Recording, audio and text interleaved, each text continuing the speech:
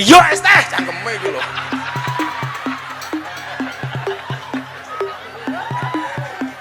Sabar, sabar.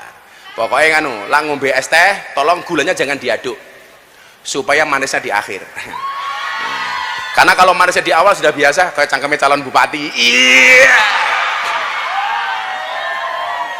Mila Pak Dar juga kan janji Pak Dar. Pokoknya Gus Sultan jaluk konser diwenehi, selawatan diwenehi, rasa janji diwenehi ngoten mawon. Pokoknya apa nih? Bosokan nih. Borokan ki apa? Oh kon borong. Oh kon borong. Es tehmu cik oke ra? Masih. Ya kono didol kok.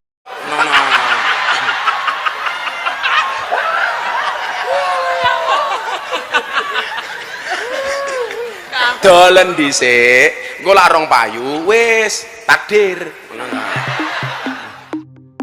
Video penghinaan Miftah Maulana kepada Sun Haji, penjual es teh di sela-sela acara Magelang Bersalawat pada 20 November 2024 lalu bisa jadi merupakan video yang paling banyak dilihat menjelang berakhirnya tahun 2024. Selain viral, video itu juga menjadi awal dari munculnya video-video lain yang merekam sosok yang awalnya akrab dipanggil Gus Miftah itu dengan tone yang lebih kurang sama. Kekasaran berbicara, Ibu bisa ikan ngesake ngujuk es teh niku mbak es sing kuning niku mawon iki. Ditakoni niku es teh tasik apa mboten? Tasik mboten es teh. Tasik yo kono didol kok.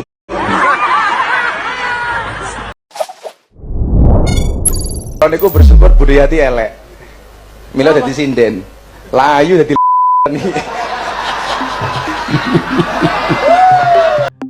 agaknya Miftah Maulana menyadari kekeliruannya dan berusaha untuk memperbaiki dengan meminta maaf kepada Sun Haji. Meskipun publik justru menilai sebaliknya.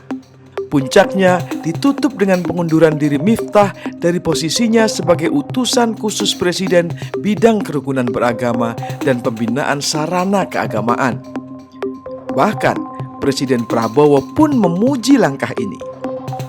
Keputusan ini saya ambil bukan karena ditekan oleh siapapun, bukan karena permintaan siapapun,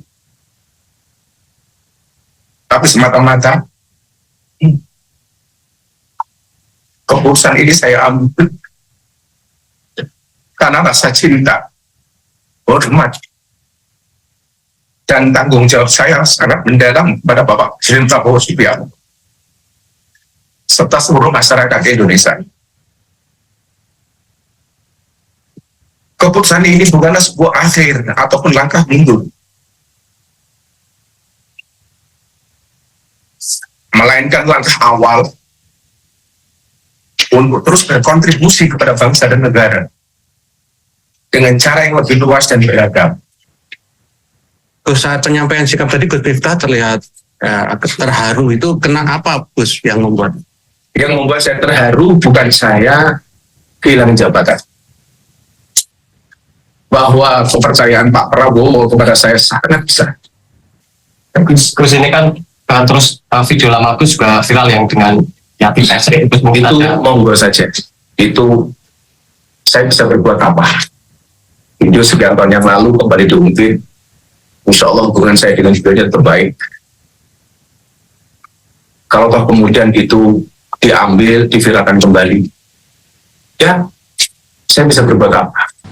Beliau sadar, beliau salah ucap, beliau bertanggung jawab dan beliau mengundurkan diri.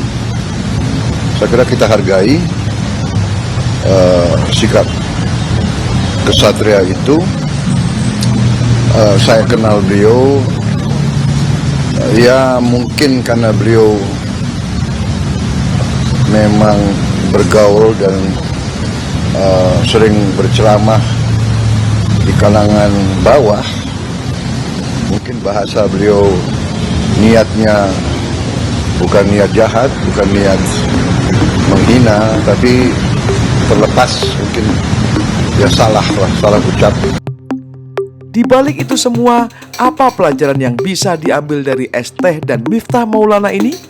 Itu banyak sekali sebetulnya yang bisa kita ambil ya dari kasus ini. Pertama dari sisi ceramah dan penceramah gitu, agama gitu, dari sisi dai dan dakwahnya. Lalu kemudian yang juga tidak kalah penting itu sebetulnya dari akuntabilitas pejabat negara gitu. Itu jangan dilupakan yang bagian yang itu, karena sebetulnya kalau sekedar penceramah melakukan hal yang tidak-tidak itu kejadiannya akan sangat berbeda dengan ketika pejabat negara melakukan sesuatu yang tidak-tidak gitu. Apalagi kalau pejabat negaranya adalah penceramah agama gitu. Jadi dua hal itu yang sangat menonjol kalau menurut saya, Mas. Di awal kan sempat ngomong tentang bahwa oh ini sebenarnya dark joke ini. Ini sebenarnya cuman joke-joke yang ya memang agak nggak enak didengar, tapi sebenarnya ini cuman bercandaan gitu. Kalau Mbak Lisa, putri dari presiden yang paling suka ngelawak ini, gimana Mbak? Kalau menurut saya dark joke itu beda dengan penghinaan gitu. Jadi penghinaan itu debasing humanity gitu. Penghinaan itu membuat kemanusiaannya seseorang itu direndahkan. Itu penghinaan. Sementara kalau dark joke itu biasanya terkait dengan konteks-konteks sosial budaya gitu. Misalnya dark joke tentang misalnya ya kalau di luar negeri gitu, kalau secara global itu ada dark joke untuk hampir semua bangsa gitu ya. Misalnya dark joke tentang orang Arab, dark joke tentang orang Amerika, dark joke tentang orang Indian, dark joke tentang orang India. Itu ada beda-beda. Itu Gus Dur itu dulu koleksi buku-bukunya Larry Wilde. Larry Wilde itu kan komedian ya. Itu banyak sekali tuh dark joke tentang jokes about orang Irish gitu, orang Irlandia, tentang orang Inggris, tentang orang Belanda. Itu memang banyak sekali, tapi itu dark joke, betul-betul dark joke sebetulnya gitu. Jadi yang ditertawakan itu adalah budayanya gitu. Dan nggak ada istilah goblok gitu, nggak ada kalau di dark joke itu. Tapi kalau kita lihat misalnya penghinaan itu, misalnya contoh kasus Miftah Habibur Rahman terhadap Mbak Yati Pesek misalnya gitu. Itu debasing humanity itu gitu. Itu menghinakan Mbak Yati Pesek begitu, yang adalah seorang komedian juga gitu. Jadi mungkin asumsinya Miftah kemarin adalah dia karena berhadapan dengan komedian, maka ini dark joke, terus apa aja boleh dilempar. Tuh hampir tidak bisa. Kalau dark joke itu yang biasanya dilakukan Inayah tuh, itu dark joke tuh ya, gitu. Ketika dia ngomong soal anak presiden aja dicariin pekerjaan kok sama orang tuanya gitu. Itu dark joke gitu, karena bicara tentang anak presiden secara umum begitu ya, bukan kemudian menghinakan kemanusiaan seseorang gitu. Itu yang harus dibedakan, Mas, kalau menurut saya. Jadi excuse bahwa ini adalah dark joke menurut saya justru kurang tepat kan. Pasca kasus Esteh itu muncul, kemudian publik mencari-cari guyonan serupa yang ternyata ditemukan Yati Pesek, terus kemudian segala macam itu muncul lagi ya. Berarti artinya itu publik memang agak terganggu dengan lontaran-lontaran sebenarnya. Orang bisa mengambil posisi bercanda seperti apapun, dan itu bisa nggak cocok di kita gitu ya. Saya menghormati itu pilihan orang. Menjadi sangat berbeda ketika itu dilakukan oleh seorang pejabat negara. Nah, kalau seorang pejabat negara melakukan itu, tentu ada standar yang kita buat begitu ya, sebagai warga negara yang membayar pajak, yang pajaknya kemudian digunakan untuk membiayai si pejabat negara ini dalam menjalankan tugas-tugasnya gitu. Nah, ini jadi berbeda nih, Mas, gitu. Artinya misalnya ketika ada seorang politisi, dia misalnya nih dalam tanda kutip dia suka seorang politisi ini sukanya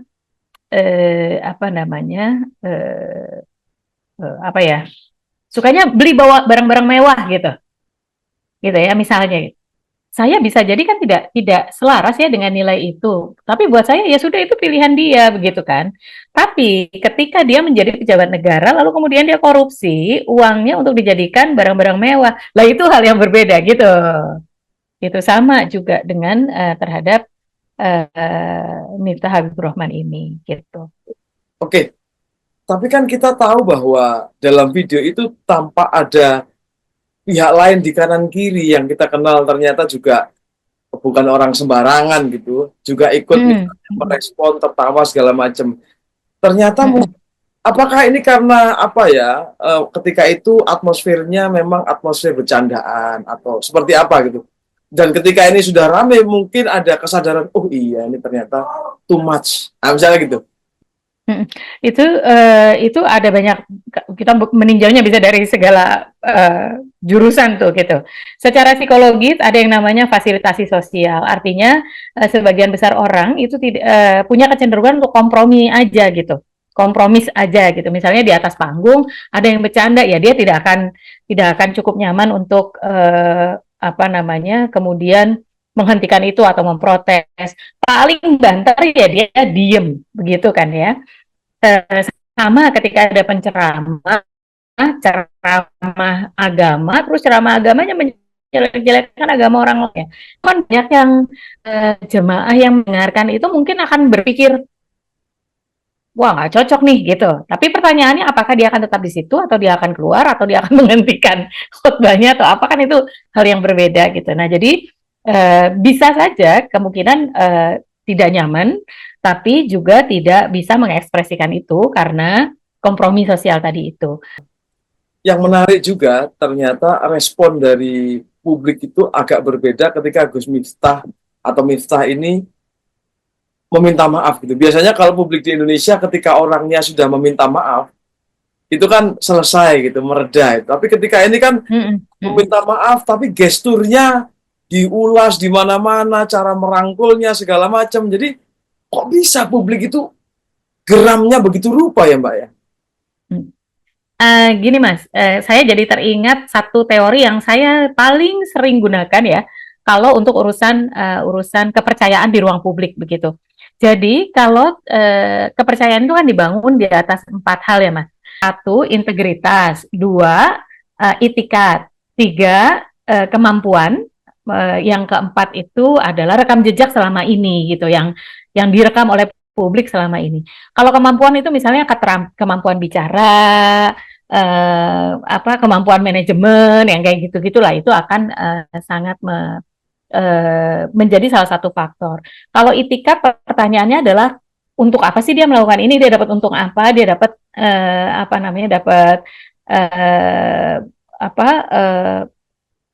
dapat hasil apa dari tindakannya ini. Sementara kalau integritas itu terkait dengan keberanian, kongruensi berarti keselarasan antara omongan dengan perbuatan, antara sikap dalam satu situasi dengan situasi yang lain, kayak gitu. Nah, ada yang namanya humility atau kebesaran jiwa, gitu, kebesaran hati, kerendahan hati dan kebesaran jiwa. Nah, ketika Miftah Habibur Rahman ini sebagai pejabat negara, sebagai utusan khusus presiden, itu ketika dia meminta maaf, orang selama ini sudah punya rekam jejaknya yang tidak rendah hati itu, gitu.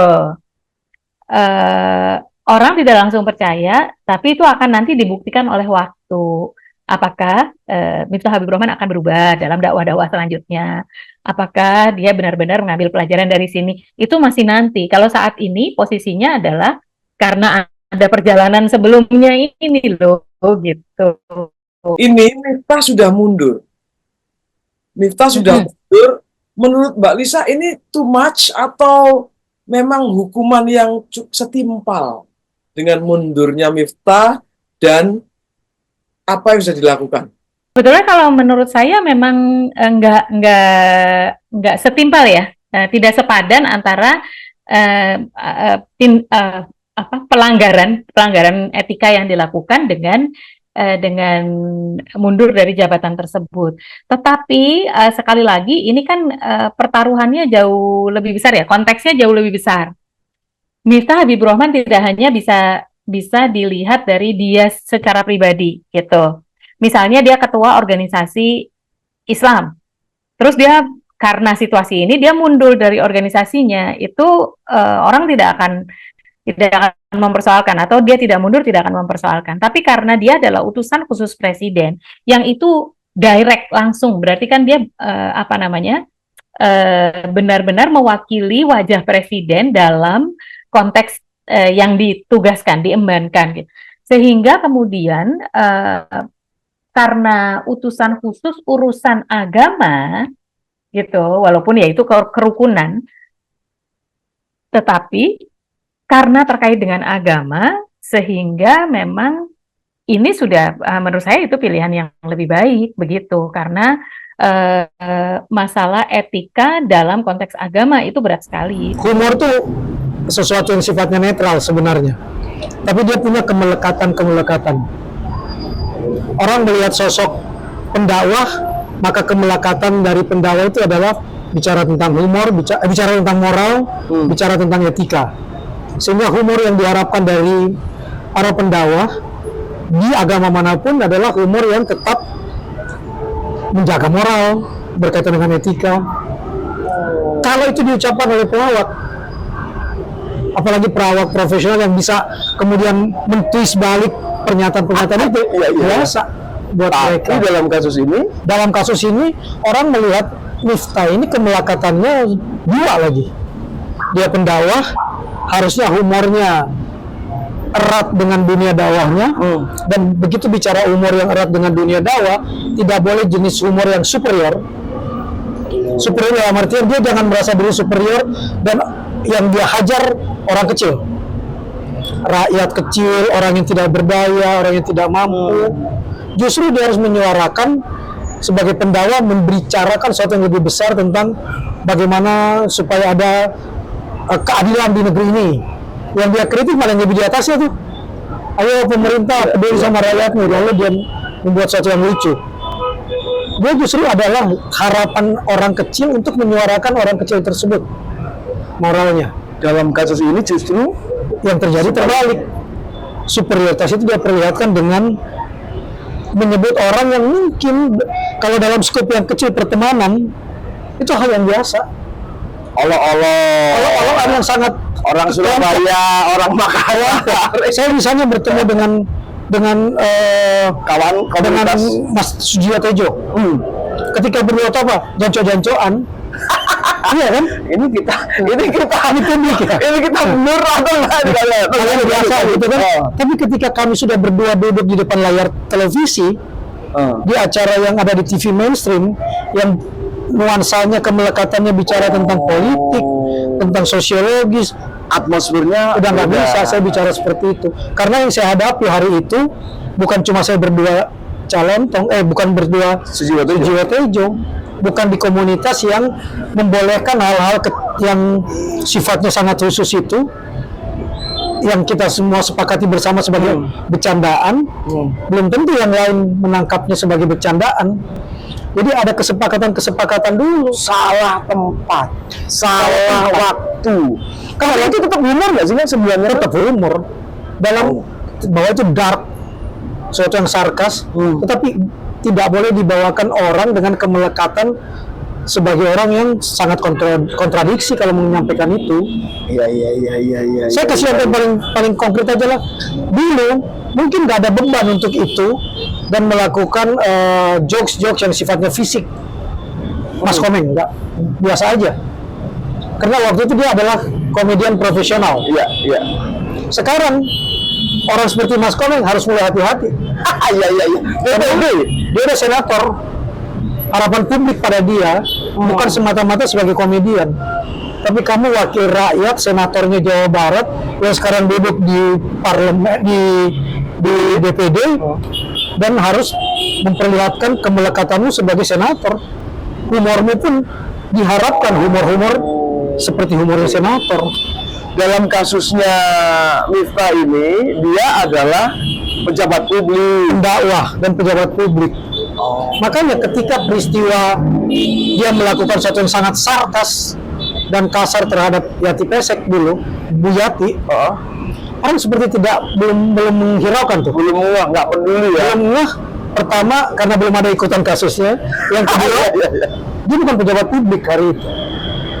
Jadi masih ada orang yang tidak melihat biasa yang tidak biasa lah intinya, tapi belum sesuatu yang extraordinary.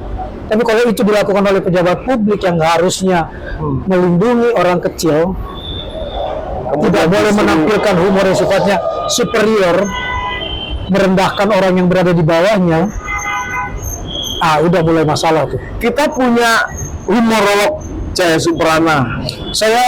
Kita punya Arwah Setiawan yang luar biasa. Itu mengingatkan kita hal itu. Di luar negeri ada pendakwa yang juga humorolog yang bikin buku tentang humor itu bisa kok digunakan sebagai medium dakwah. Sangat bisa. Dan banyak. Kita kenal Kiai Zainuddin M. almarhum misalnya, bahkan Gus Dur. Pendeta Gilbert kalau khotbah juga banyak mengeluarkan jokes-jokesnya. Dari agama lain juga ada yang melakukan hal tersebut karena jenuh mendengar khotbah 2 jam yang bisa bikin ngantuk, sehingga dibutuhkan daya tarik untuk memanggil atensi orang-orang. Dan yang paling gampang menarik atensi orang itu dengan satu yang humor yang membangkitkan tawa. Karena begitu kita tertawa, hormon-hormon kebahagiaan itu muncul dan kita jadi segar lagi, lalu Gampang nangkepnya. itu dia helpers high kita muncul tuh, endorfin kita bergolak lagi, lalu kita bangkit lagi, terbangun lagi, lalu kita siap lagi untuk menerima itu kan. Tapi tetap itu bukan intinya, kamu pendakwah. Jadi apapun, siapapun, kemelekatan itu harus diperhatikan betul. Miftahnya sudah minta maaf. Kenapa publik kok kayaknya mengabaikan itu semua? Kalau Indonesia kan biasanya kalau udah minta maaf selesai tuh. Kenapa Kak? Lagi-lagi karena kemelekatan jabatan dia. Satu Ke situ lagi. sampai ke situ lagi, nggak cukup untuk seperti itu. Ditambah lagi persepsi orang tentang gesture Miftah ketika datang minta maaf itu.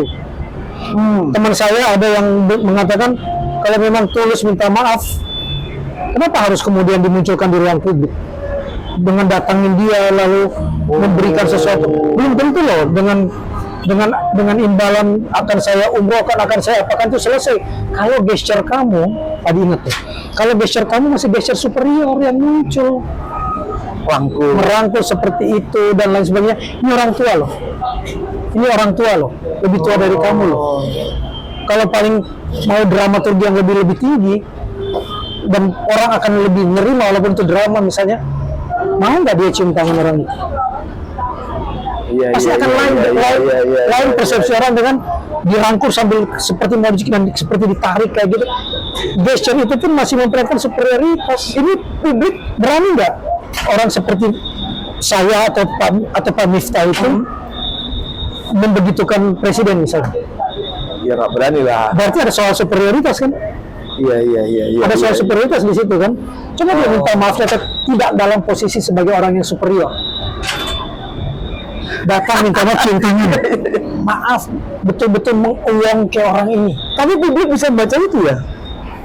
Satu orang yang punya suara berpengaruh kemudian memunculkan itu di media sosial, orang jadi kemudian juga ngeh, oh iya ya, dari yang tidak peduli lihat gesture tiba-tiba jadi peduli sekarang melihat itu, dan orang-orang makin tercerahkan. Media sosial itu bukan cuma pembodohan loh yang banyak, tapi juga pencerahan.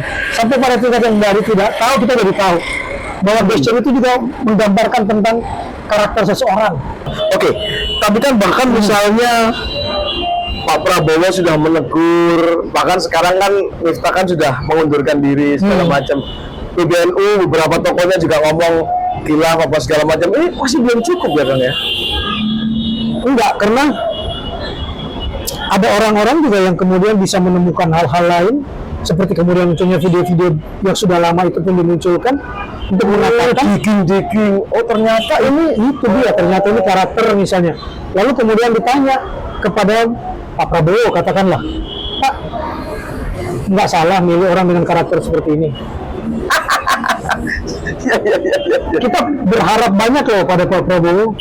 Kita berharap banyak timnya Pak Prabowo itu seperti yang Pak Prabowo ucapkan, memuliakan orang kecil, memuliakan pedagang kecil dan sebagainya. Ini ada orang yang justru sebaliknya nih Pak. Gimana nih Pak? Jadi pertanyaannya ini sekarang Pak, kalau kita mulai dari berbagai aspek, juga teguran buat orang yang memilih, yang mengangkat dia. Teguran untuk Pak hati-hati loh. Karakter atau hati-hati loh, bukan cuma itu. Pak Prabowo 3 bulan evaluasi nih orang kamu 100 hari pertama nih. Kalau perlu reshuffle aja. Kan harapan masyarakat lu kalian semua sempurna, lu pejabat publik yang lain yang muncul di kabinet kita juga harus hati-hati.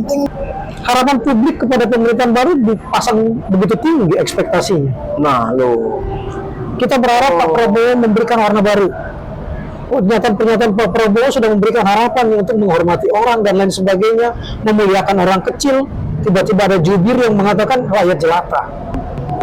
Iya. Walaupun diksi itu kalau dicari-cari, kita ini kan juga rakyat jelata ya.